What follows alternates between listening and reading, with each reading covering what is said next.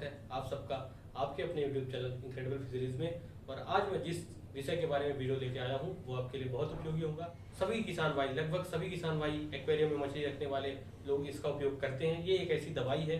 तो जो विषय है, जो आज का टॉपिक है वो है लाल दवा या कैमेनोफोर या पोटेशियम परमैंगनेट, जिसका उपयोग हम मछली पालन में, एक्वेरियम में या तालाब में या बायोफ्लॉक टैंक के पालन में या किसी भी तरीके के कल्चर में करते हैं। कई तरीके का ये डिसइंफेक्टेंट और सैनिटाइजर का काम भी करता है। तो इसका उपयोग जो है हम किस तरीके से किन किन चीज़ों के लिए कर सकते हैं और इसके उपयोग करने की सही विधि क्या है, वो मैं आपको सारी जानकारी इस वीडियो में बताऊंगा। क्योंकि कई बार किसान कैमेरोफोर का जो है गलत तरीके से उपयोग करते हैं। मैं आपको बताना चाहूँगा कि जो कैमेरोफोर है, इसका जो नेचर है वो विषैला होता है। ये एक तरीके का जहर है, तो इसका उपयोग बड़ी सावधानी से और बड़े सही तरीके से करना चाहिए। तो आज के वीडियो में हम आप यही सब डिस्कस करेंगे। तो आइए बिना किसी देरी के वीडियो को स्टार्ट करते हैं। लेकिन उसके पहले अगर आप चैनल पर नए हैं और आप हमारे साथ जुड़ना चाहते हैं तो चैनल को सब्सक्राइब करें, बेल आइकन को प्रेस करें, ताकि नए विषय की वीडियो और नई आपके सजेशंस, नई समस्याएं आपसे मिस ना होने पाए। और किसान भाइयों के बीच में शेयर करें। हमारे फेसबुक का और इंस्टाग्राम चैनल का लिंक आपको डिस्क्रिप्शन बॉक्स में दिया जा रहा है, तो उसको आप हमारे साथ जुड़े। तो आइए बिना किसी देरी के वीडियो को स्टार्ट करते हैं। तो जो कैमेनोफोर पोटेशियम परमैंगनेट या लाल दवा है, ये एक तरीके का विषैला केमिकल है या विष है, जिसका उपयोग हम कई तरह की चीज़ों के लिए करते हैं। लेकिन हम मत्स्य पालन में इसका उपयोग कहाँ कहाँ करते हैं ये मैं बताता हूँ। मत्स्य पालन में विभिन्न प्रकार की बैक्टीरिया, जीवाणु जनित, विषाणु जनित या वायरल या फिर फंगल बीमारियों के लिए हम उपयोग करते हैं। हालांकि इसका सबसे ज़्यादा असर जो है वो बैक्टीरिया और फंगस के केस में ही दिखता है। जो बैक्टीरिया और फंगल डिजीज होती हैं उन्हीं में दिखता है। तो हम सबसे पहले आपको बताता हूँ कि एक्वेरियम की मछलियों में किन किन रोगों में इनका उपयोग कर सकते हैं। तो जो एक्वेरियम की मछलियाँ हैं उसमें आप बैक्टीरिया के जो बीमारियां हैं, जैसे कि टेल रोट है, यानी टेल में दिक्कत, आपकी टेल में इरोजन्स है मछली के, आपके स्किन में आपको वाइट या सफ़ेद धब्बे दिख रहे हैं जिसको वाइट स्पॉट डिजीज बोलते हैं। आपकी मछली में ड्रॉपसी है यानी पेट फूल रहा है। आपकी मछली में रेड डिजीज है जिसको आप लाल रोग भी बोलते हैं मछलियों का, वो है। इस तरह की जो बीमारियां हैं बैक्टीरिया और फंगस की, उसमें आप इसका उपयोग कर सकते हैं। तो आपको क्या करना है, अगर आप एक्वेरियम की मछलियों को ट्रीट कर रहे हैं तो आपको पीपीएम सॉल्यूशन से डिप ट्रीटमेंट देना है। डिप ट्रीटमेंट का मतलब होता है कि हम मछली को एक पर्टिकुलर समय के लिए पानी में डुबाते हैं, जो कि डोज होता है कैमेनोफोर का।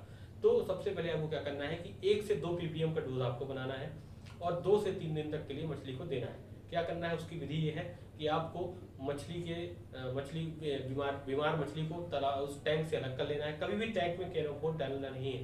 कैमेनोफोर को टैंक में डायरेक्ट कभी नहीं डालना चाहिए, ठीक है। तो आपको एक अलग से एक बॉक्स में या फिर एक टैंक में आपको कैमेनोफोर का 1 से 2 पीपीएम सॉल्यूशन बनाना है। जहां पीपीएम की बात आती है तो पीपीएम सॉल्यूशन का मतलब होता है मिलीग्राम पर लीटर। मतलब अगर मैं कहता हूं 1 से 2 ग्राम कैमेनोफोर का 1 से 2 पीपीएम का सॉल्यूशन बनाना है, इसका मतलब 1 लीटर पानी में 1 से 2 mg कैमेनोफोर डाल के उसको घोल के वो घोल बनाना है। तो 1 से 2 पीपीएम कैमेनोफोर का सॉल्यूशन बना के उस मछली को, जो बीमार मछलियां हैं उनको हम 5 मिनट के लिए, लगभग 5 मिनट के लिए डुबाते हैं और उसके बाद उसको निकाल के उस तरह उसके जो पुराने टैंक हैं उस पर शिफ्ट कर देते हैं। अगर आपकी मछली में, एक्वेरियम की मछली में ये समस्या ज़्यादा है तो आप 2 से 3 दिन तक लगातार 5 मिनट के लिए ये घोल बना के उसमें डिप करा के आप डायरेक्ट एक्वेरियम में शिफ्ट कर सकते हैं। तो आपको बैक्टीरिया और फंगल डिजीज से राहत मिल जाएगी। ये तरीका होता है एक्वेरियम की मछली को ट्रीट करने के लिए कैमेनोफोर से। अब बात करें तालाब की, बायोफ्लॉक टैंक की, आरएएस की टैंक की, या कि जो भी कॉमर्शियल लेवल में मछली उत्पादन होता है, उसमें किसान भाई क्या करते हैं कि डायरेक्ट तालाब में इसको डाल देते हैं।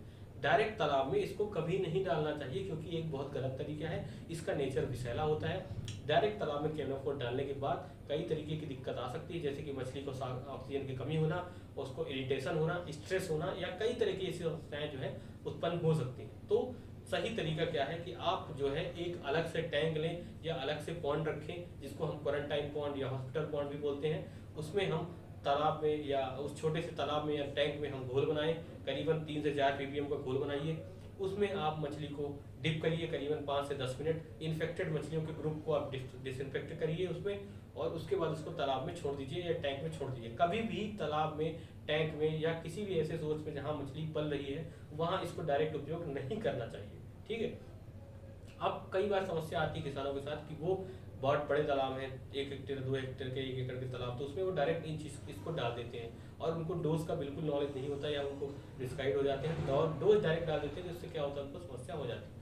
तो अगर आप अत्यंत मजबूर हैं, मैं तो आपको ये सजेशन दूंगा कि आप कभी तालाब में इसको मत डालिए। लेकिन अगर आप अत्यंत मजबूर हैं और आपके पास कोई रास्ता नहीं है तो आप जो है 0.5 ppm यानी 1 लीटर पानी में 0.5 mg के हिसाब से KMNO4 जो है वो तालाब में डाल सकते हैं। लेकिन उसकी कंडीशन ये है कि आपके वातावरण का जो तापमान है वो सही होना चाहिए, आपके तालाब का जो पैरामीटर्स हैं pH, सैलिनिटी, ये सब चीज़ें मेंटेन होना चाहिए और किसी भी प्रकार के तालाब के पैरामीटर या इन्वायरमेंटल पैरामीटर में दिक्कत नहीं होनी चाहिए। और साथ ही आप जब तालाब में KMNO4 का उपयोग करेंगे घेर, तो आपको जो ऑक्सीजन सप्लाई है वो सही होनी चाहिए, ऑक्सीजन की एरेशन हो और तालाब में के पानी में ऑक्सीजन की कमी नहीं होनी चाहिए, अन्यथा KMNO4 के उपयोग के तुरंत बाद मछली को ऑक्सीजन की दिक्कत आ सकती है। तो ये ध्यान रखें, KMNO4 उपयोग करने के बाद तालाब में एरेशन या ऑक्सीजन की सप्लाई जो है वो पर्याप्त रहे। दूसरी बात, KMNO4 उपयोग करने के 2 घंटे बाद और 2 घंटे पहले तक दाना नहीं देना चाहिए, क्योंकि जो KMNO4 है वो पानी में समय लेता है और अगर आपके पानी के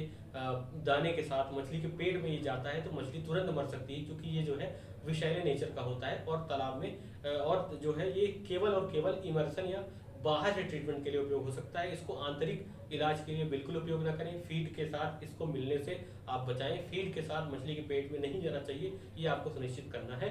तो अगर किसान भाई KMNO4 के टैंक चाहे बायोफ्लॉक टैंक की मछली हो या बायोफ्लॉक टैंक में अगर आप इसको डालते हैं तो ये समस्या उत्पन्न कर सकता है, आपके फ्लॉक को डिस्टर्ब कर सकता है, तो कभी भी बायोफ्लॉक के टैंक में भी इसका उपयोग ना करें। हमेशा जाल लें, जाल से मछली निकालें, 5 से 7 मिनट डुबाएं और उसके बाद इसको वापस छोड़ दें। इस तरीके के ट्रीटमेंट सबसे सही, सबसे असरदार, सबसे अच्छा ट्रीटमेंट जो है वो डिप ट्रीटमेंट या डुबा कर ट्रीटमेंट देना होता है। तो KMNO4 का उपयोग इसी तरह करें और अगर आपसे दिक्कत हो जाती है तो वो समस्या आपके लिए खड़ी कर सकती है, KMNO4 जो है वो विषाक्तता उत्पन्न कर सकता है, तो इसका उपयोग करते समय इस सही तरीके का ध्यान रखें, ठीक है। और बहुत सही और बहुत सरल दवाई है, बहुत अच्छे तरीके से असर दिखाती है और ये इंसानों के लिए या किसी के लिए भी डिसइंफेक्टेंट के रूप में काम करता है। तो KMNO4 जो है एक सामान्यतः उपयोग में और सामान्यतः मिलने वाली दवाई है, तो इसका उपयोग बताई गई विधि से आप करें, आपको समस्या नहीं होगी और अच्छे रिजल्ट मिलेंगे।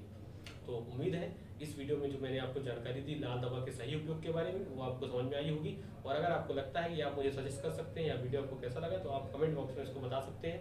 तब तक के लिए जुड़े रहिए हमारे साथ। अगले वीडियो में मिलेंगे एक नई बीमारी, एक जानकारी को लेकर जो मत्स्य पालन से जुड़ी होगी, और किसी भी तरीके की मत्स्य पालन से जुड़ी बीमारी या जानकारी के लिए आप हमें संपर्क कर सकते हैं यूट्यूब चैनल पे और कमेंट बॉक्स में बता सकते हैं, फेसबुक पे जा सकते हैं और हमारे साथ इंस्टाग्राम पे भी बता सकते हैं। तो देखते रहिए इंक्रेडिबल फिशरीज। तब तक के लिए बहुत बहुत धन्यवाद। जय हिंद।